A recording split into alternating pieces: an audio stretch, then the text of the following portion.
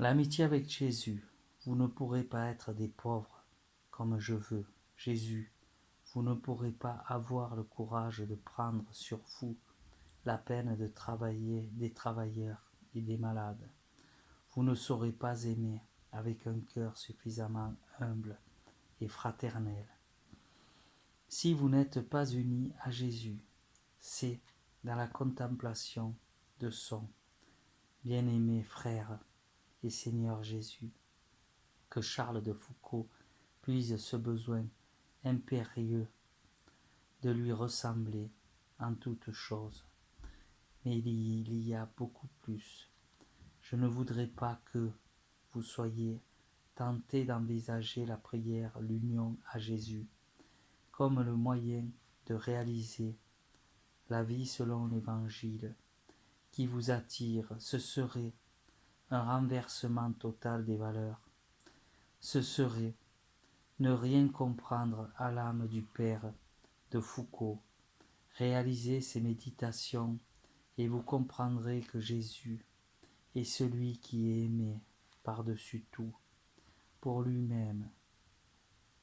C'est ce témoignage que le monde actuel attend, que notre simple et ardente intimité avec Jésus soit votre force et votre lumière.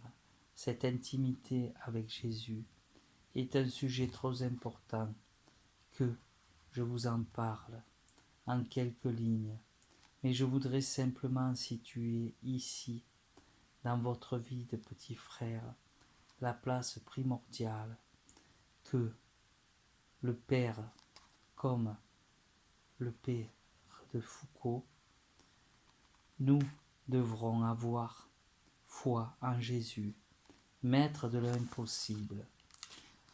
Nous devons croire que Jésus nous a appelés et trouver logiquement, dans la réalité de cet appel, le courage d'accepter une vocation qui exigera de nous peut-être l'héroïsme de tout oser pour lui.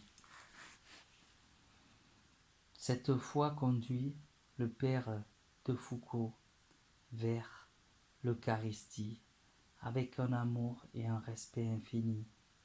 C'est à travers elle et dans le sacrifice eucharistique que nous devons atteindre à cette amitié tendre et forte avec la personne de Jésus. Jésus ne peut pas être, mais n'est jamais, pour le Père de Foucault, quelqu'un de lointain et d'abstrait, même quand il doit lutter dans l'obscurité de la foi pour garder un contact personnel, mais dont il n'a plus conscience, avec celui qui est son seul amour, ou bien pour poursuivre dans une patience persévérance, une prière courageuse, souvent douloureuse. Il doit sur ce point, comme sur les autres, nous servir de guide. L'Esprit de Jésus ne prie pas en nos cœurs sans que nous ayons été à sa rencontre, sans que lui, ayant frappé le chemin, prier ses pensées à Dieu en l'aimant. C'est simplement cette simple définition de l'oraison par le Père nous indique suffisamment que nous devons apporter tous nos soins pour apprendre à prier. Le Père de Foucault est aussi éloigné d'une attitude passive qui attendrait tout de l'action du Saint-Esprit que d'une utilisation excessive d'une méthode pour diriger notre pensée vers Jésus. Mais il y a dans sa manière de faire oraison un engagement fervent, courageux, précis, où il met toujours toute sa volonté pour lui-même. En outre, frère Charles de Foucault médite les paroles mêmes de Dieu dans l'Évangile, afin d'y conformer sa vie, parce que nous saurons recevoir les paroles de Jésus dans notre cœur comme des impératifs à traduire en actes. L'Évangile deviendra vraiment pour nous comme une règle vivante de vie. Plus nous nous y conformerons, plus nous le comprendrons. Ne recevons jamais une lumière si faible, soit dans la faire passer aussitôt en acte dans notre vie. Rien n'est plus lassant ni plus vain que de méditer en circuit fermé, en restant en plan de l'intelligence, dans des vérités ou des valeurs morales, sans les faire passer en acte dans sa propre vie.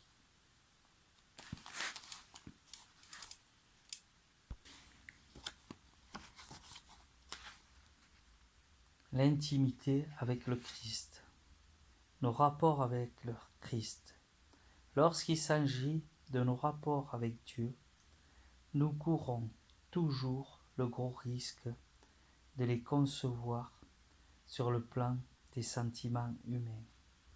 Or, vous savez par expérience que les sentiments, les affections sont sujets à l'instabilité. L'âge et l'expérience nous prouvent aussi que nous ne pouvons pas trop compter sur le sentiment pour connaître le Christ et lui demander vraiment.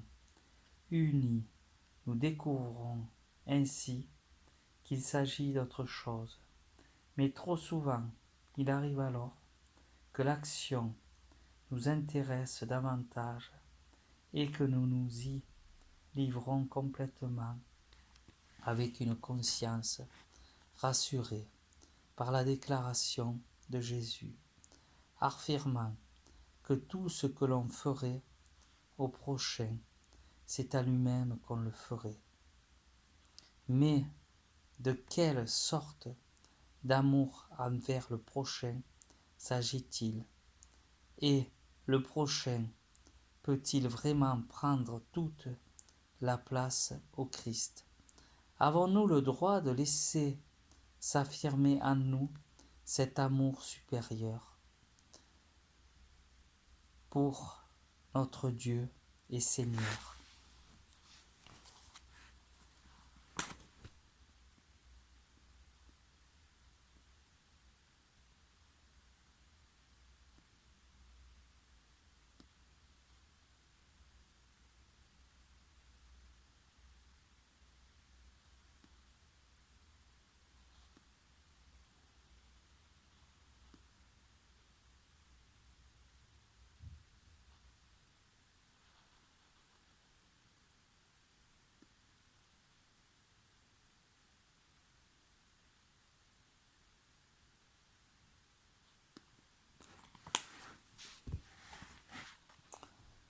Que nous nous contentions de vouloir l'atteindre en nous consacrant aux autres hommes, ce problème est grave parce qu'il commande, à l'heure actuelle plus que jamais, la persévérance et l'épanouissement de la charité dans la vie religieuse. Je ne pense pas que nous puissions parler de la vie de prière, de la vie d'oraison, de son sens, de sa valeur et de ses moyens, sans savoir d'abord s'il nous est permis et possible d'avoir des rapports intimes et personnels avec Dieu, par Jésus-Christ en lui. Un troisième monde, celui de Jésus.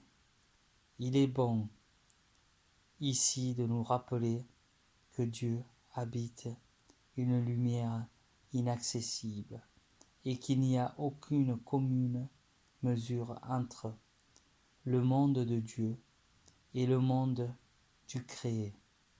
L'histoire d'Israël montre à quel point l'avertissement que Yahvé avait donné à Moïse sur le Sinaï, l'homme ne peut me voir et demeure en vie, avait pénétré la conscience religieuse du peuple. De l'ancienne alliance, Dieu est en lui-même inaccessible à la connaissance humaine. Même ce qui peut en être connu est tout d'abord son existence par le témoignage qui lui rend ses œuvres n'est pas une évidence pour l'intelligence humaine. C'est ce qui nous explique ce fait surprenant et troublant qu'une partie importante de l'humanité puisse travailler à son progrès. Tout en professant un athéisme tranquille et à l'abri du doute, laissé à ses seules forces, je ne parle pas ici de ce qu'un homme peut entrevoir dans son cœur touché par la grâce. L'homme n'a sous les yeux et ne peut atteindre directement que la création visible et matérielle, seul point de départ possible pour la connaissance naturelle. Avouons d'ailleurs qu'il nous arrive, à nous qui croyons en Dieu, être parfois surpris et troublés, car non seulement la foi laisse insatisfait notre désir de connaître, mais encore Dieu reste terriblement silencieux dans nos vies. Cependant, nous ne sommes pas irrémédiablement coupés du monde de Dieu, puisqu'il existe en fait un troisième monde, celui de Jésus-Christ, qui touche à celui inaccessible de Dieu et à celui des créatures. Il s'agit bien d'un troisième monde, car c'est celui non pas du Dieu invisible, mais de son Verbe incarné, c'est le monde du Christ, et avec tout ce qui s'y rapporte, comme à sa cause ou à sa fin. La Vierge Marie d'Église et des sacrements, l'univers surnaturel de la grâce chrétienne, ce monde-là est celui de la révélation qui, seul, nous en apprend toutes les dimensions et nous donne de comprendre avec tous les saints ce qu'est la largeur, la longueur, la hauteur et la profondeur. Connaître l'amour du Christ qui surpasse toute connaissance. Pour nous, il est donc capital de bien prendre conscience de ce monde du Christ, de sa vraie nature, devant le monde du Dieu transcendant, incorporel, invisible. Nous sommes quelque peu désemparés, puisqu'il échappe totalement à notre expérience humaine. Car lorsqu'il s'agit de Jésus, qui a été vu et entendu sur notre terre, il a un corps et qui est un homme pour toujours, éternellement. Quel prétexte pourrons-nous invoquer pour ne pas nous efforcer de le connaître et d'accéder à lui? C'est pour un chrétien un grave problème. Et quant à nous, comment pouvons-nous envisager d'édifier notre vie religieuse ou sacerdoce, sinon dans nos rapports avec le Christ? Il y a plus, nous vivons en effet à une époque où l'ambition de la société humaine nous détourne de Dieu. C'est vrai dans le passé, l'inspiration religieuse de l'homme est trop souvent appuyée sur son ignorance des lois de la nature, de telle sorte que le monde offrait alors à l'homme des mystères qui lui étaient spontanément comme autant de signes de la présence et de l'action d'un Dieu invisible. Mais maintenant l'homme pense avoir percé les secrets de la nature et prétend tout connaître pour l'homme moderne. Il n'y a pas plus de mystère dans le monde. Il connaît le sentiment exaltant de l'investigation quasi illimitée, de la structure intime de la matière, des processus vivants des étendues célestes. Il a le sentiment de procéder toute la création dans la science, et il se croit assuré de pouvoir tout comprendre et expliquer. Les hommes mettent de plus en plus leur espoir dans les progrès de la science, et cela développe une mentalité d'où le sentiment religieux spontané va progressivement disparaître.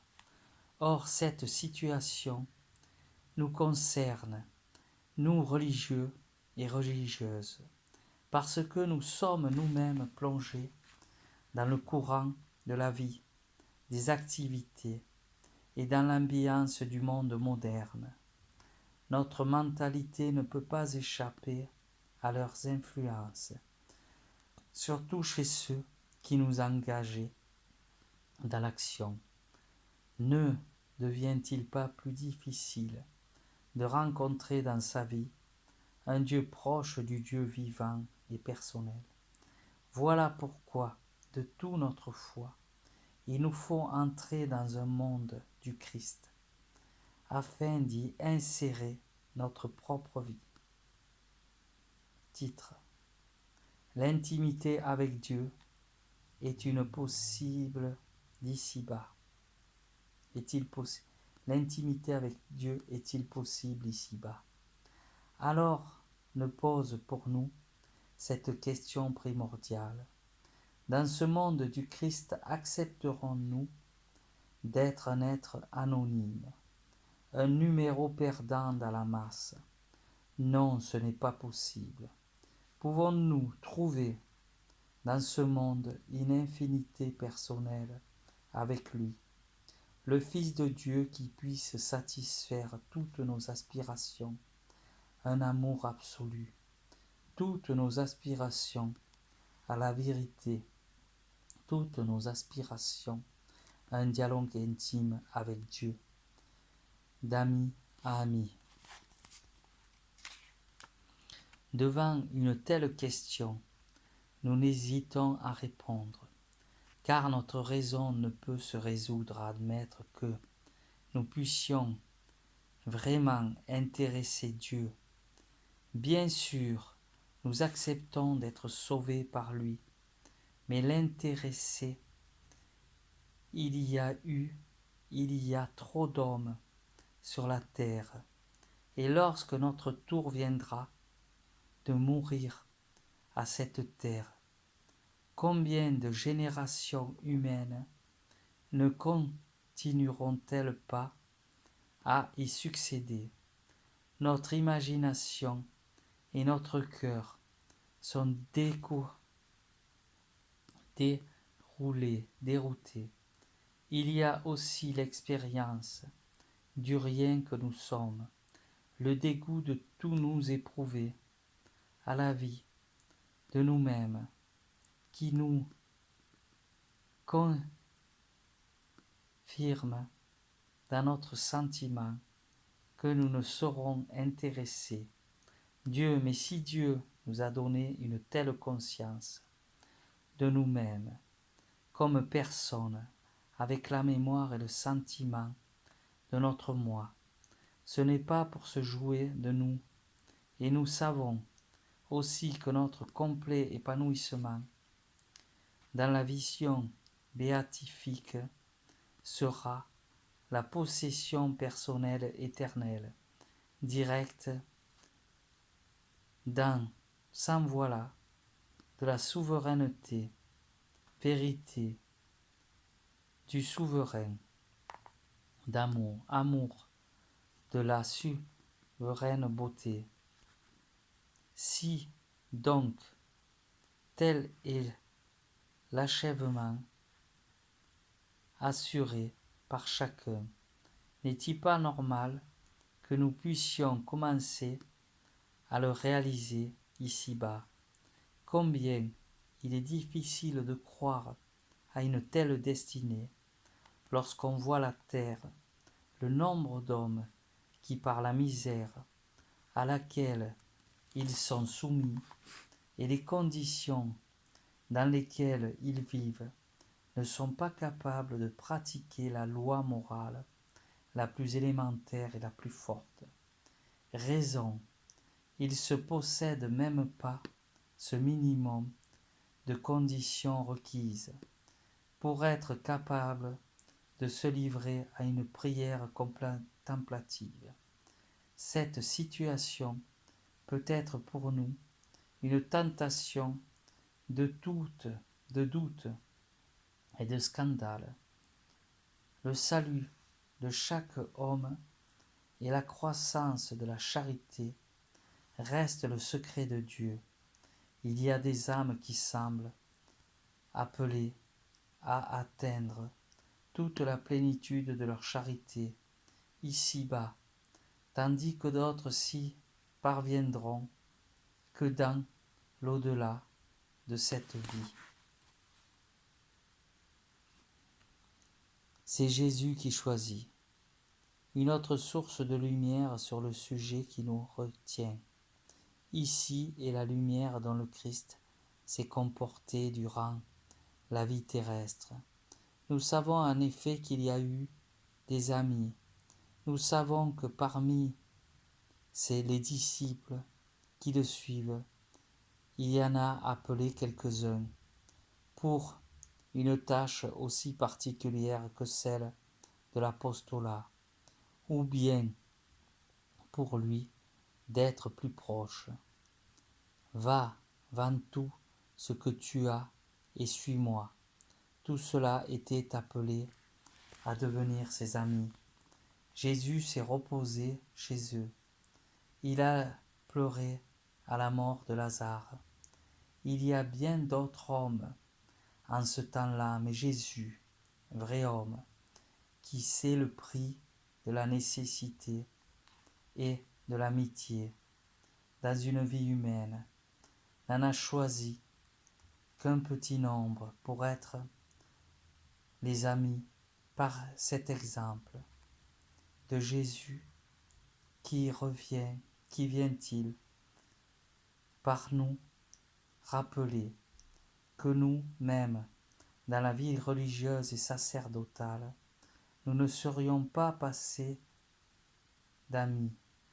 Si donc Jésus s'est choisi des amis en ce temps-là, pourquoi ne constituerait-il pas à le faire maintenant? Seule la gratuité de son amour détermine un tel choix. Mais il veut aussi, en manifestant la façon plus éclatante des rapports d'amitié avec certains témoignés sur terre, parmi les hommes, de la tendresse et de la profondeur de l'amour. Il est caché en Dieu, et en certain sens, il ne nous suffit pas d'avoir des affirmations de la révélation ni des enseignements de l'Église. Nous avons besoin d'exemples vivants pour être à même d'y croire.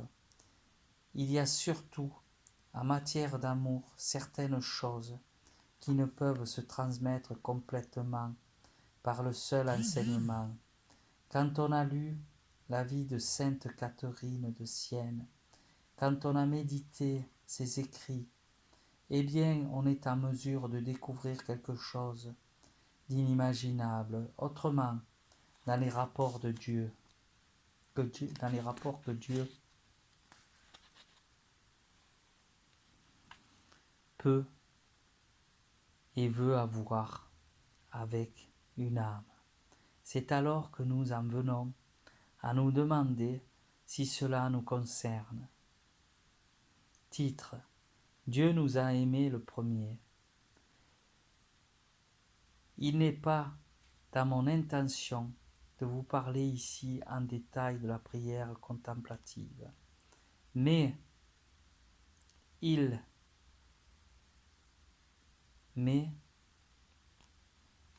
me paraît important de bien établir la raison même d'être une telle vie de prière, car lorsqu'on en a compris le sens et la nécessité, le reste est plus facile.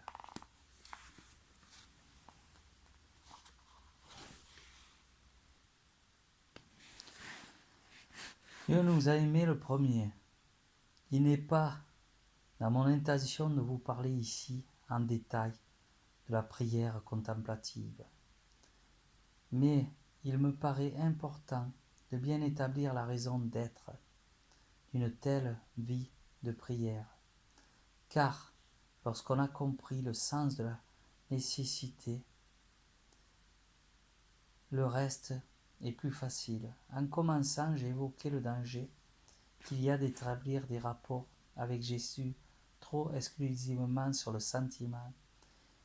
Et cependant, il faut bien avouer qu'il nous est fort difficile de penser tout ce qui concerne l'amour sans mettre en jeu notre cœur, notre affection, nos sentiments, et c'est bien naturel.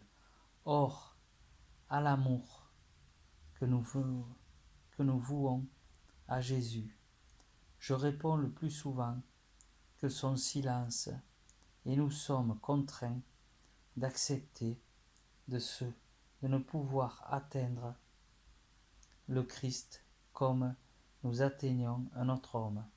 Notre amour n'a pas de support visible et sensible, car son assise est nécessairement par la foi, et c'est à l'aide de la foi seule qu'il nous faut affronter les différentes étapes de notre charité, sera éprouvé,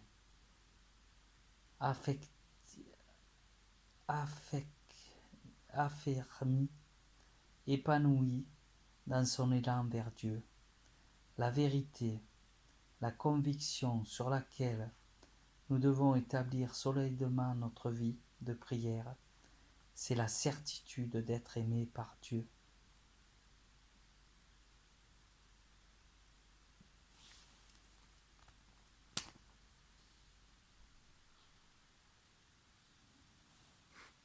La certitude d'être aimé par le Christ, non pas d'un amour quelconque, mais d'un amour de choix et d'un amour d'amitié.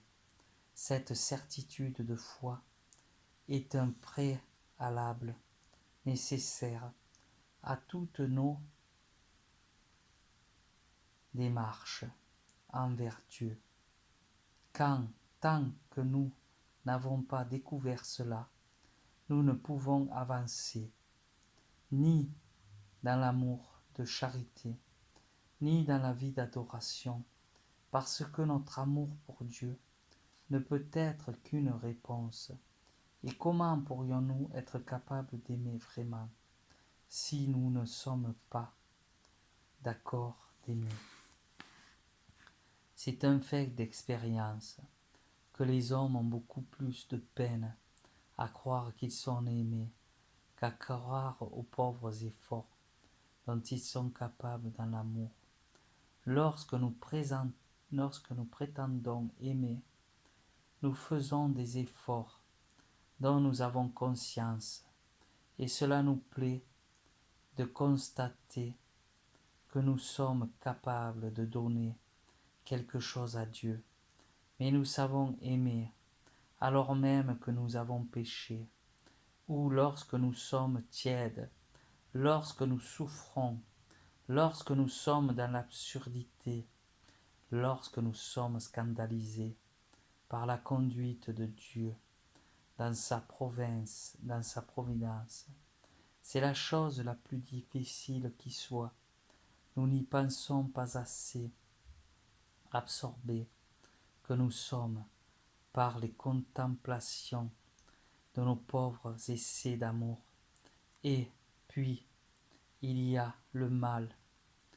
Le problème du mal, c'est de tracer à travers toutes les apparences trompeuses qu'il nous faut croire que nous sommes aimés d'amour. Celui qui a découvert cela a trouvé son assise sur la route qui le mène à l'amour de Dieu, à condition qu'il en garde le souvenir bien vivant et bien enraciné de son cœur. Bien sûr, il ne s'agit pas seulement de sentiments éprouvés, un jour d'ordination ou de profession et de sentiments ressentis à sa certaines heures glorieuses de notre vie spirituelle, lorsque le Seigneur permet que nous goûtions aux joies intérieures qui nous aident à découvrir l'amour qui nous porte. Il s'agit d'un sentiment plus profond, de quelque chose de plus fort, capable de résister à toutes les tentations, à tous les scandales, la certitude de se savoir aimer. Il y a certains différents degrés dans cette certitude.